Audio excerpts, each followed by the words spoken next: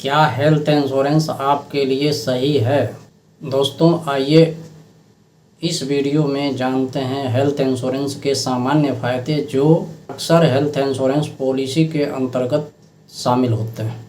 दोस्तों, पहला सामान्य फ़ायदा, हेल्थ इंश्योरेंस आपके चिकित्सा खर्चों को कवर कर लेता है, जिससे आप आपातकालीन और सामान्य खर्चों से बच जाते हैं, क्योंकि एम्बुलेंस से लेकर अस्पताल के बिल, दवाओं के खर्च व अन्य चिकित्सा प्रक्रियाओं के खर्च को हेल्थ इंश्योरेंस कवर कर लेता है। दूसरा सामान्य फ़ायदा, कैशलेस इलाज। दोस्तों, हेल्थ इंश्योरेंस के तहत कई बीमा कंपनियों का अस्पतालों के साथ नेटवर्क होता है, जिसमें कैशलेस इलाज की सुविधा शामिल होती है और आपको यह चिंता नहीं करनी पड़ती कि मेरे पास जब पैसा होगा तभी हम हॉस्पिटल में भर्ती हो सकेंगे, बल्कि आप बिना पैसे के अपना इलाज करवा लेते हैं। तीसरा सामान्य फ़ायदा, क्रिटिकल इलनेस कवर।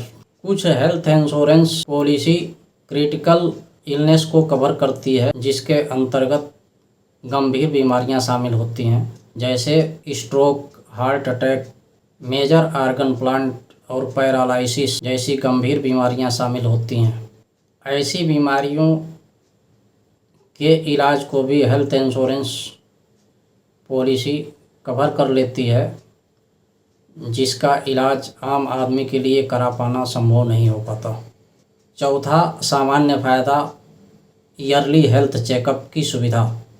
कई बीमा योजनाओं में ईयरली हेल्थ चेकअप की सुविधा उपलब्ध होती है।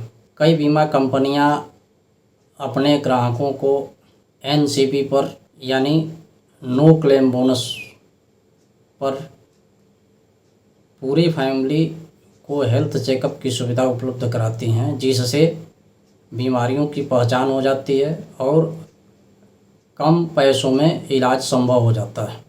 पांचवा सामान्य फ़ायदा, कर लाभ। दोस्तों, हेल्थ इंश्योरेंस पॉलिसी के प्रीमियम पर आयकर अधिनियम 80D के अंतर्गत दिए गए प्रीमियम पर आयकर छूट प्राप्त होता है। छठवां, बीमारियों की रोकथाम और प्रबंधन। हेल्थ इंश्योरेंस के अंतर्गत न केवल रोकथाम और प्रबंधन की सुविधाएं मिलती हैं, बल्कि आपके बीमारियों का समय पर इलाज हो सकता है और भविष्य में होने वाले खर्चों को कवर किया जा सकता है। साथ ही साथ समय पर बीमा लेने के लिए कई महत्वपूर्ण फ़ायदे शामिल होते हैं, जैसे पहला, कम प्रीमियम देना पड़ता है, क्योंकि बीमा कंपनी आपको कम जोखिम वाला व्यक्ति मानती है और आपके प्रीमियम में छूट प्रदान करते हुए आपको पॉलिसी प्रोवाइड कराती है, क्योंकि कम उम्र में बीमारियों की संभावना कम होती है, जिसके वजह से कम प्रीमियम में अच्छे कवरेज प्राप्त हो जाते हैं और बहुत सारी बीमारियां भी कवर हो जाती हैं, जबकि जितना देर से बीमा लेंगे उतना अधिक प्रीमियम देना होगा। दूसरा, वेटिंग पीरियड जल्दी पूरा होता है, क्योंकि आमतौर पर कुछ बीमारियों में वेटिंग पीरियड शामिल होता है, जो जितना ही कम उम्र में पॉलिसी ली जाती है, समय पर वेटिंग पीरियड समाप्त हो जाता है और उस हेल्थ इंश्योरेंस पॉलिसी का भरपूर फ़ायदा मिल जाता है। तीसरा, आकस्मिक चिकित्सा काल के लिए तैयार रहना, क्योंकि आकस्मिक दुर्घटनाएं कभी भी आ सकती हैं, जिसके लिए आप पहले से तैयार होते हैं। समय पर बीमा लेने से आप आकस्मिक घटनाओं और आपातकालीन स्थितियों से जुड़ी चिकित्सा लागतों से पहले से निपटने के लिए तैयार रहेंगे। चौथा, जीवन से जुड़ी बीमारियों से सुरक्षा मिलती है, क्योंकि आज कल हृदय रोग, डायबिटीज और मोटापा सामान्य बीमारी बन चुकी है। कम उम्र में भी बीमा लेने पर इन बीमारियों का समय से आप इलाज करा सकते हैं।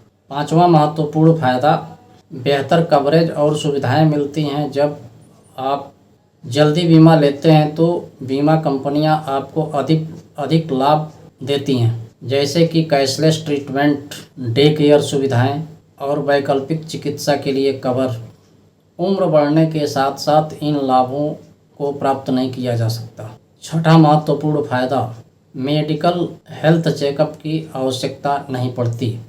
मेडिकल चेकअप की आवश्यकता कम पड़ती है क्योंकि कम उम्र में बीमा लेने पर हेल्थ चेकअप के आधार पर पॉलिसी नहीं मिलती, बल्कि सामान्य रूप से बीमा पॉलिसी आपको उपलब्ध हो जाती है। जबकि आपकी उम्र बढ़ती है तो बीमा कंपनी पहले चेकअप कराती है, उसके बाद पॉलिसी देती है तथा अधिक उम्र में कवर होने वाले पॉलिसी पर प्रीमियम भी ज़्यादा लेती है।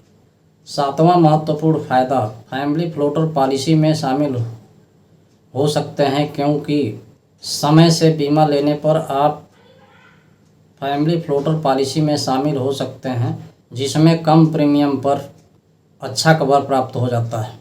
समय के साथ यह लागत बढ़ सकता है, यानी कम प्रीमियम पर अच्छे कवरेज प्राप्त होते हैं। दोस्तों, आइए अब देखते हैं स्वास्थ्य बीमा के नुकसान। पहला नुकसान, उच्च प्रीमियम। स्वास्थ्य बीमा के प्रीमियम बढ़ सकते हैं, खास तौर से तब जब आप वृद्ध हो जाते हैं या गंभीर बीमारियों के लिए कवर लेना चाहते हैं। उस समय बीमा कंपनियां प्रीमियम बढ़ा कर लेती हैं, जिससे आपको मासिक या वार्षिक बजट पर बुरा असर पड़ता है। दूसरा नुकसान वेटिंग पीरियड का होता है। स्वास्थ्य बीमा के तहत कुछ बीमारियों तथा पूर्व स्थित स्थितियों के लिए वेटिंग पीरियड होता है। इस अवधि के दौरान आपको कवर नहीं मिलता, बल्कि कोई आकस्मिक दुर्घटना या बीमारी होती है तो आपको अपने पास से ही उस इलाज का खर्च देना पड़ता है। तीसरा नुकसान, क्लेम रिजेक्शन। दोस्तों, बीमा क्लेम रिजेक्शन एक बहुत बड़ी चिंता होती है, क्योंकि अगर आप सही दस्तावेज या सही जानकारी नहीं देते हैं तो बीमा कंपनियां आपके क्लेम को रिजेक्ट कर देती हैं, जिससे आपका नुकसान हो सकता है। चौथा नुकसान, हॉस्पिटलाइजेशन, आईसीयू व रूम रेंट पर सब लिमिट होते हैं। पॉलिसियों में हॉस्पिटलाइजेशन, आईसीयू या दवाओं पर सब लिमिट्स होते हैं।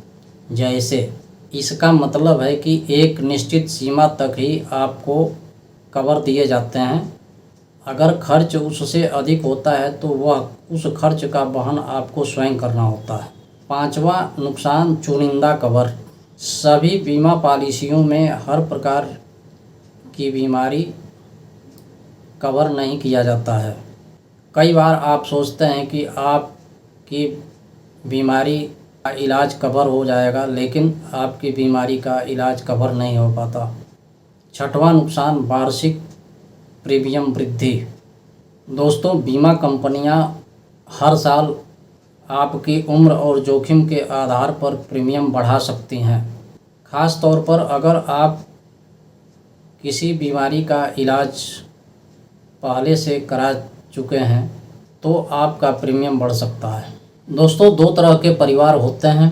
एक, हेल्थ इंश्योरेंस न लेने के कारण जब बीमारी आई और अस्पताल में भर्ती कराना पड़ा तो आर्थिक समस्या का सामना करना पड़ा। तब से उन परिवारों ने हेल्थ इंश्योरेंस को प्राथमिकता दी। दूसरा परिवार, कुछ ऐसे परिवार हैं जहां समय रहते हेल्थ इंश्योरेंस पॉलिसी ली थी।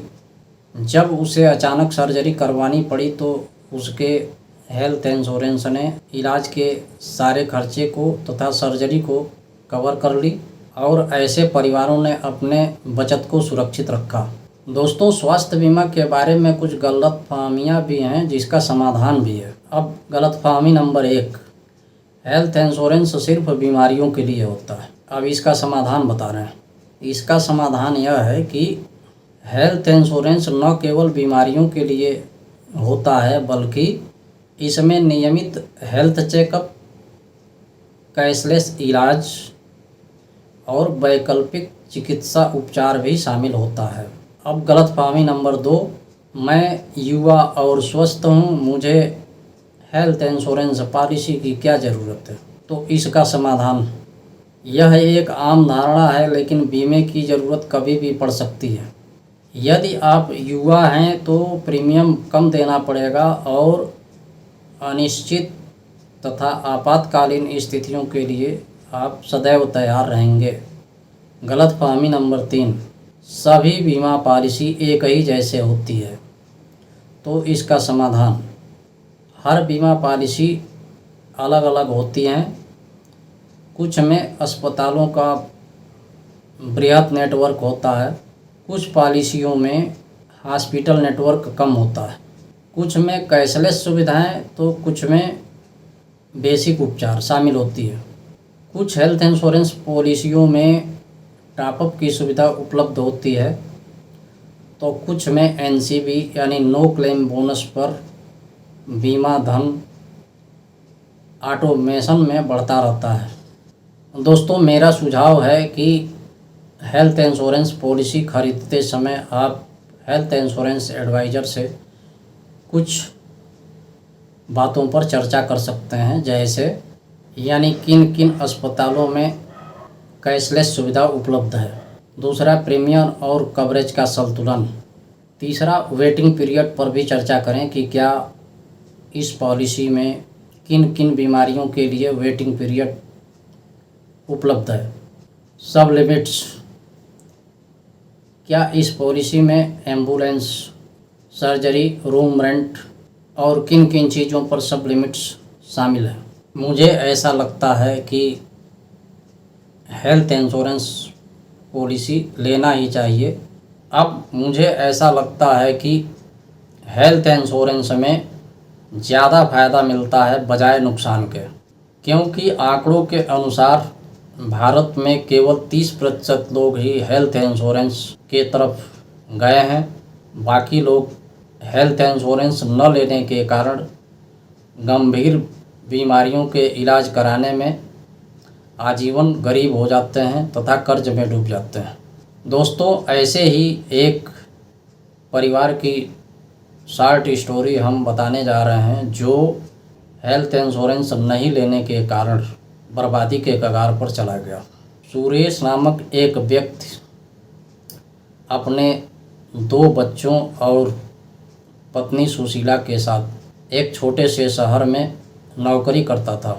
दोस्तों, उसका अपना निजी घर था। कोरोना के दूसरे फेज के दौरान उसे कोरोना हो गया। उसकी पत्नी सुशीला ने इलाज के लिए कई अस्पतालों में गई। कहीं ऑक्सीजन का अभाव, तो कहीं बेड का अभाव, कहीं पैसे इतने ज़्यादा लगते थे कि उसके पास पैसे का अभाव।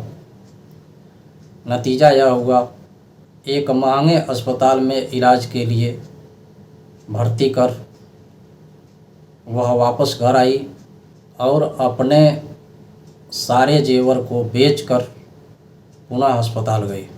एक दो दिनों के इलाज में ही उसका गहनों का पैसा खत्म हो गया। पुनः पैसों की समस्या आने लगी। वह सोच विचार कर पुनः घर गई और अपने घर को बंधक रखकर पैसे लेकर अस्पताल गई। वहाँ 4-5 दिनों तक और इलाज चला और उसका पति कोरोना का शिकार हो गया। अस्पताल उसके पति के बॉडी को रख लिया। पत्नी सुशीला घर वापस आई। 4-5 दिन बाद पुनः उसके बड़े बेटे को भी कोरोना ने अपने चपेट में ले लिया। अभी वह यह सोच ही रही थी कि घर पर बंधक के लिए पैसे कैसे चुकाएंगे, तब तक उसके सामने यह समस्या आन पड़ी। वह पुनः उसी अस्पताल में गई और वहाँ अपने बेटे को भर्ती कराया। 2-4 दिन इलाज होने के बाद जब पैसे की समस्या आने लगी तो वह घर आकर बेटे को बचाने के लिए घर को बेच दी। पुनः पैसे लेकर अस्पताल गई और 10 दिनों तक इलाज होने के बाद उसका बेटा भी कोरोना का शिकार हो गया। वह मजबूर होकर अपने छोटे बेटे के साथ घर आ गई। घर पर तो वह पैसा पहले से ले चुकी थी, इसलिए घर उसे छोड़ना पड़ा, मायके में रहने को मजबूर हो गई। दोस्तों, ऐसा उसके साथ क्यों हुआ? जवाब होगा, ऐसा उसके साथ इसलिए हुआ कि उस परिवार ने हेल्थ इंश्योरेंस पॉलिसी कोड नहीं लिया। अगर 10 लाख रुपए का भी health insurance family floater policy के अंतर्गत लिया होता तो 10 लाख उसके पति का कवर होता, 10 लाख उसके पत्नी का कवर होता और 10-10 लाख रुपए उनके बच्चों का कवर होता। यानी 10-10 लाख तक इन 4 सदस्यों का इलाज हो सकता था। और अगर यह हेल्थ इंश्योरेंस पॉलिसी होती तो उसका घर बच सकता था। इस कहानी से यह सीख मिलती है कि हर परिवार को हेल्थ इंश्योरेंस पॉलिसी लेना ही चाहिए।